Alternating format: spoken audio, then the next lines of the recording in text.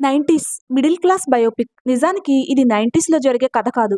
90స్‌లో పుట్టిన పిల్లల కథ. అలా అని కేవలం ఆ జనరేషన్ వాళ్ళకే కనెక్ట్ అవుతుందని కూడా కాదు. రిఫరెన్సెస్ అప్పటివి ఉండొచ్చేమో కానీ, ఎమోషన్స్ మాత్రం యూనివర్సల్ కావడం వల్లనే ఈ సిరీస్ ఇంతగా హిట్ చేసింది అందరిని. ఈ కథ 2007లో జరుగుతుంది. ముఖ్యంగా ఈ సిరీస్ ఇంత బాగా రావడానికి కారణం ఇందులో ఉన్న నేచురల్ ఫ్లో. నేనైతే క్రెడిట్ మొత్తం రైటర్, డైరెక్టర్ అయిన ఆదిత్య హాసన్‌కే ఇస్తున్నాను.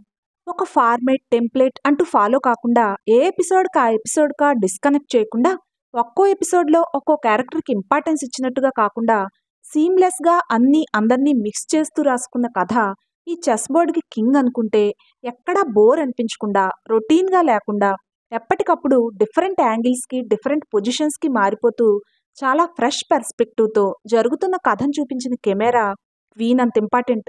ఈ కాంబినేషన్ ఏ మాత్రం డిస్టర్బ్ అయినా ఈ సిరీస్ బోరింగ్‌గా మారిపోయి ఉండేది. ఈ సిరీస్‌లో నాస్టాల్జియా కంటే హ్యూమన్ డ్రామానే ఎక్కువగా ఉంది. అలా అని సాగతీత వ్యవహారం కాదు. ఏ ఒక్కరికో, ఒక్క పాత్రకో, ఒక ఫ్యామిలీ మెంబర్‌కో ఇంపార్టెన్స్ ఇచ్చినట్టుగా చూపించకుండా, అలా అని ఒక పాత్రని విలన్ చేయకుండా, మంచిని, చెడుని కలగలుపుకునే మనిషి ఉంటాడనే నిజాన్ని చాలా పాజిటివ్ వైబ్స్‌తో ప్రెజెంట్ చేసింది ఈ సిరీస్. అందుకే లెసన్స్ చెప్పినట్టుగా కాక నిజంగా జరిగినట్టుగా అనిపించింది. మనసుని తాకింది. ఇప్పట్లా ఫోన్లు, ఓటీటీలు ముంచెత్తని కాలం కనుక, స్వార్థం పూర్తిగా మనిషి తత్వాన్ని మార్చేయని కాలం కనుక, చదువు పూర్తి స్థాయిలో వ్యాపారంగా మారని కాలం కనుక, మరింత మెత్తగా పట్టుకుంది ఈ కథలోని కాలం. ఎంచుకున్న యాక్టర్స్ కూడా చాలా బాగా కనెక్ట్ అయ్యారు. ఇంటి పెద్దగా జిల్లా పరిషత్ స్కూల్లో లెక్కల మాస్టర్ చంద్రశేఖర్‌గా నటించిన శివాజీ, ఇంట్లో తండ్రినో, స్కూల్లో టీచర్‌నో ఖచ్చితంగా గుర్తు చేస్తాడు. ఇక కాస్త కారంగా, తీపిగా, అలసటగా భావించకుండా బాధ్యతలన్నీ మోసే మమ్మీగా మారిన అమ్మ రాణి పాత్రలో వాసుకి చాలా అందంగా ఇమిడిపోయింది. కథ చెప్పే పెద్ద కొడుకు రఘు ఇంటెలిజెంట్ స్టూడెంట్‌గా, టీనేజ్ కష్టాల్ని, కొత్తగా పుట్టుకొచ్చే ప్రేమ హార్మోన్స్‌ని మోసుకు తిరిగే కుర్రాడిగా బాగా కుదురుకున్నాడు. ఇంట్లో నేర్పుతున్న అణకువకి, లోపల మెదిలే ఆత్మాభిమానానికి వంతెనలాగా ఉండే ఆ కాలం అమ్మాయి దివ్యగా, వాసంతిక చాలా ముద్దుగా కనిపించింది. ఇక ఆర్గానిక్ కామెడీకి పట్టుగొమ్మగా మారి ఆ వయసు ఎందరో కుర్రాళ్ళని పెర్ఫెక్ట్‌గా రిప్రజెంట్ చేసిన ఆఖరివాడు ఆదిత్యగా రోహన్ చాలా న్యాచురల్‌గా కనిపించాడు.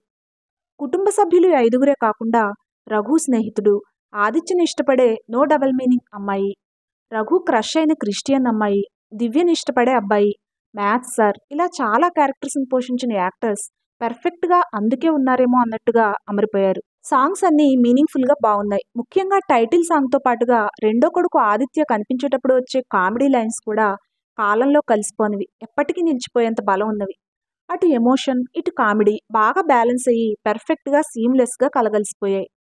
అదే పనిగా నాస్టాల్జియాని పొడిచి పొడిచి గుర్తు చేసినట్టుగా కాక, ఆ కాలానికి చెందిన జ్ఞాపకాలు కొన్ని కథలో కలిసిపోయి కనిపిస్తే, ఇంకొన్ని టీవీల్లోనూ, గోడలకు అంటించిన పోస్టర్ల రూపంలోనూ, క్యారెక్టర్ల మధ్య జరిగే సంభాషణల్లోనూ, వేష భాషల్లోనూ మిక్స్ అయిపోయి కథగా మారిపోయాయి. ఫస్ట్ ఎపిసోడ్ చూసినప్పుడు రైటింగ్ ఇంకొంచెం టైట్ చేయాల్సిందేమో అనిపించింది. కానీ సెకండ్ ఎపిసోడ్ నుంచి సిరీస్ మ్యాజికల్‌గా, పెర్ఫెక్ట్‌గా మారిపోయింది. ఒక్క సీన్ గానీ, ఒక్క డైలాగ్ గానీ, ఒక్క ఫ్రేమ్ గానీ, రొటీన్‌గా గానీ, బోర్ కొట్టించేలా గానీ లేవు. పెద్దగా ఎక్స్‌పెక్టేషన్స్ ఏమీ పెట్టుకోకండి అంటూ మొదలుపెట్టి అందరినీ ఆశ్చర్యపరిచిన ఈ సిరీస్ ఈటీవీ విన్‌లో స్ట్రీమ్ అవుతోంది. ఫస్ట్ ఎపిసోడ్ ఫ్రీగా చూడొచ్చు. కానీ మిగిలిన 5 ఎపిసోడ్స్ చూడాలనుకుంటే మాత్రం నెలకి రూ. 99 సబ్స్క్రిప్షన్ తీసుకోవాల్సుంటుంది. ఈ ఒక్క సిరీస్‌కే ఆ వర్త్ ఉందని నాకనిపించింది. తప్పకుండా అందరూ చూడటానికి ట్రై చేయండి.